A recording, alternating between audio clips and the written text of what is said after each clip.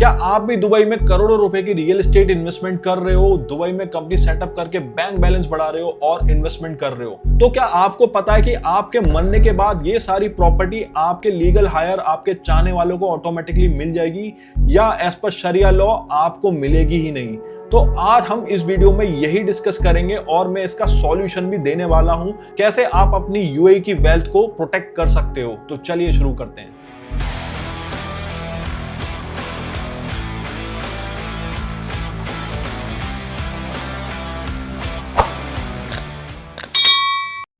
तो सबसे पहले ये समझते हैं कि कोई भी ओनर जो यूएई में एसेट होल्ड करता है, अगर उसका डिमाइस हो गया तो क्या होगा। तो देखिए, आपके जितने भी बैंक अकाउंट हैं, ब्रोकर अकाउंट हैं, इन्वेस्टमेंट है, वो सारी फ्रीज हो जाएंगी। और अगर आपकी रियल एस्टेट इन्वेस्टमेंट है तो वो भी कोई सेल नहीं कर सकता, ट्रांसफर नहीं कर सकता एंड इवन वो रेंट भी नहीं हो सकती। और अगर आप सोच रहे हो कि जैसे इंडिया में जॉइंट बैंक अकाउंट ओपन होता है तो इस तरीके से हम यूएई में भी अपना जॉइंट बैंक अकाउंट ओपन कर लें, और अगर एक अकाउंट होल्डर की डेथ हो भी जाएगी तो दूसरा जो बैंक अकाउंट होल्डर है वो ऑपरेट कर लेगा, तो ऐसा नहीं है यूएई के अंदर। यूएई में जैसे ही इवन एक सिंगल जॉइंट अकाउंट होल्डर की डेथ हो भी जाएगी तो जॉइंट अकाउंट आप ऑपरेट नहीं कर सकते हो, वो ऑटोमेटिकली फ्रीज हो जाएगा। तो ये तो बात अच्छी है कि भाई ठीक है, किसी का डिमाइस हुआ और ऑटोमेटिकली सारे एसेट फ्रीज हो गए ताकि कोई भी इसका जो ओनर नहीं है उसका कोई भी मिसयूज ना करे। बट अब सवाल आता है कि जो उसके लीगल हायर्स हैं, जो एक्चुअल उसके फैमिली मेंबर्स हैं, वो कैसे एक्सेस करेंगे, कैसे उस एसेट को टेक ओवर करेंगे। तो देखिए, यूएई में जो सिस्टम है ना वो ऑटोमेटिक नहीं है लीगल हायर्स का। पहले उनको कोर्ट ऑर्डर लेके आना पड़ेगा जिसमें वो लीगली रिकॉग्नाइज करेगा कि कौन कौन लीगल हायर है, कौन कौन हकदार है जो ओनर की डिमाइस हुई है उसके एसेट का। तो उनको सारे डॉक्यूमेंट सबमिट करने पड़ेंगे, जैसे कि हो गया डेथ सर्टिफिकेट, पासपोर्ट, और जितने भी लोग रिलेशनशिप में तो उसके प्रूफ सबमिट करने पड़ेंगे, जैसे कि हो गया मैरिज सर्टिफिकेट, और जो भी चिल्ड्रंस हैं उसके बर्थ सर्टिफिकेट देने पड़ेंगे जिसमें उसके फादर का और मदर का नाम क्लियरली मेंशन होना चाहिए। और इसके अलावा जो भी इंडियन लीगल हायर है, सक्सेसर है, तो उसके इंडियन डॉक्यूमेंट्स भी सबमिट करने पड़ेंगे। और ये सारे डॉक्यूमेंट आपको कन्वर्ट करने पड़ेंगे अरेबिक लैंग्वेज में, और ये सारे डॉक्यूमेंट अरेबिक लैंग्वेज में जो भी कन्वर्ट होंगे तो वो अपोस्टाइल होंगे, नोटराइज होंगे बाय यूएई एम्बेसी। तो जितने भी सारे डॉक्यूमेंट सबमिट करे गए हैं कोर्ट में, तो उस बेसिस पे कोर्ट डिसाइड करेगा कि कौन लीगल हायर है, कौन हकदार है डिमाइस्ड ओनर के एसेट्स का। अब ये तो डिसाइड हो गया कि लीगल हायर कौन है, कौन हकदार है, बट क्वेश्चन ये आता है कि जो ये सारे एसेट्स हैं वो किस प्रोपोर्शनेट में डिस्ट्रीब्यूट होंगे अमंग लीगल हायर्स। तो देखिए, जो एज पर शरिया लॉ होता है, बाय डिफॉल्ट वाइफ का जो शेयर होता है वो 1/8 होता है टोटल एसेट का, और जो भी रिमेनिंग है वो सन और डॉटर में डिवाइड होता है। कैसे? सन को जो भी मिलेगा वो डबल मिलेगा डॉटर का। अब मान के चलते हैं कि डॉटर्स भी मल्टीपल हैं और सन भी मल्टीपल्स हैं, तो सन का जो भी हिस्सा होगा वो इक्वली डिवाइड हो जाएगा जितने भी सन है उस पर्सन के। और सिमिलरली डॉटर का जो भी हिस्सा आ रहा है जो कि सन का आधा है, तो वो भी डॉटर को इक्वली डिवाइड हो जाएगा जितनी भी डॉटर्स हैं। तो इस तरीके से by default as per Shariah law distribution होता है एसेट का।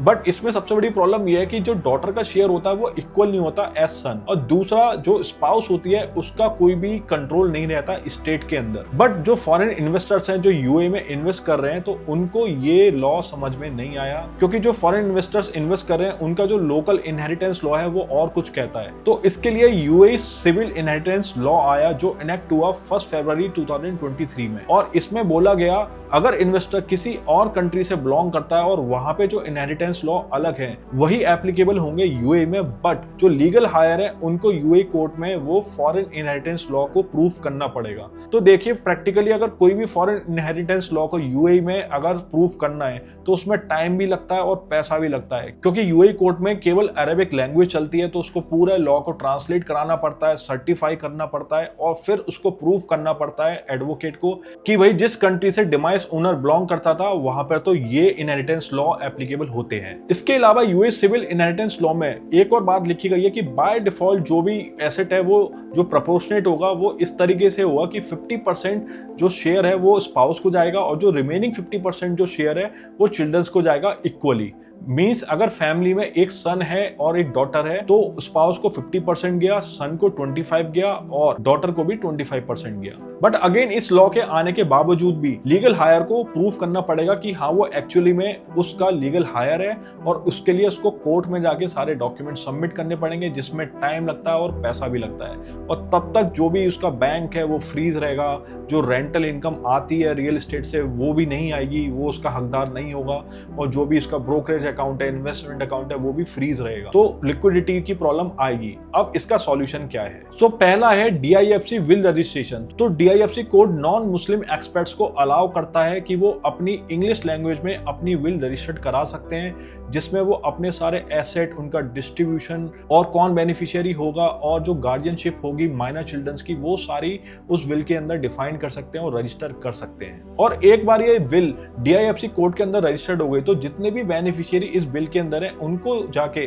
UAE कोर्ट को प्रूफ नहीं करना पड़ेगा कि मैं लीगल हायर हूं, सीधे वो अपना हक मांग सकते हैं और जो भी एसेट है उसका वो एक्सेस गेन कर सकते हैं। सो DIFC कोड की जो विल रजिस्ट्रेशन फीस होती है वो 10,000 AD होती है। अब मान के चलो अगर आपको फ्यूचर में अपनी विल को अमेंड करना है तो अगेन आपको 10,000 AD विल रजिस्ट्रेशन का दोबारा पैसा देना पड़ेगा। अब इसका सस्ता सॉल्यूशन क्या है? वो है ADJD कोड। ये आपका ऑप्शन 2 है। तो इसके अंदर भी जो नॉन मुस्लिम एक्सपर्ट्स हैं वो इंग्लिश में अपनी विल रजिस्टर्ड करा सकते हैं और सेम उनको बेनिफिट्स मिलते हैं जो DIFC कोड के थ्रू बिल रजिस्ट्रेशन में मिल रहे थे। और ADJD के अंदर जो बिल रजिस्ट्रेशन की फीस लगेगी वो सिर्फ लगेगी AD 950। बट इसका नेगेटिव पॉइंट ये है कि इसमें जो बिल रजिस्ट्रेशन में टाइम लगता है वो 60 डेज तक लग जाता है, एंड DIFC में जो टाइम लगता है वो केवल 7 डेज में ही विल रजिस्टर्ड हो जाती है। तो अगर आप हरी में तो आप DIFC में रजिस्ट्रेशन करा सकते हैं अपनी विल का, अदरवाइज ADJD में। ADJD एक और बेनिफिट देता है, वो भी स्पीडी विल रजिस्ट्रेशन देता है, विद इन 2 वीक्स के अंदर रजिस्टर्ड हो जाती है विल, बट उसकी जो एक्स्ट्रा फीस लगती है वो लगती है 2500 AD। तो इसके अलावा आपके पास एक और ऑप्शन है कि आप अपनी खुद की विल ड्राफ्ट कर सकते हो और दुबई कोर्ट में जाके अपना पब्लिक नोटरी करा सकते हो। तो इसमें भी टाइम लगता है, ऑब्वियस सी बात है, आपको एक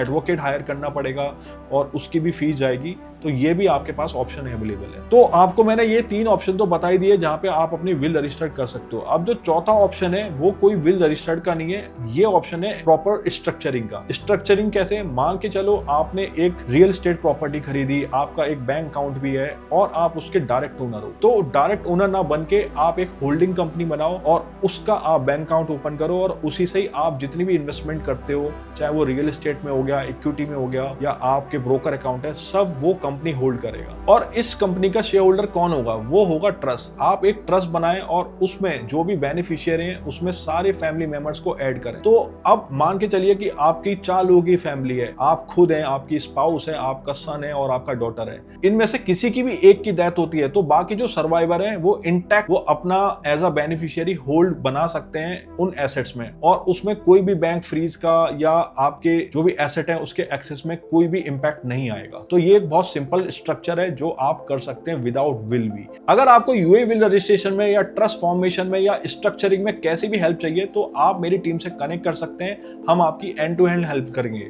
और अगर आपका कोई भी क्वेरी स्टिल रह गया हो तो आप मुझसे लिंक्डइन में कनेक्ट कर सकते हैं, मैं आपका जरूर जवाब दूंगा। इस वीडियो से आपको थोड़ी भी वैल्यू मिली हो तो इस वीडियो को लाइक करें, शेयर करें और सब्सक्राइब करना ना भूलें। Thank you.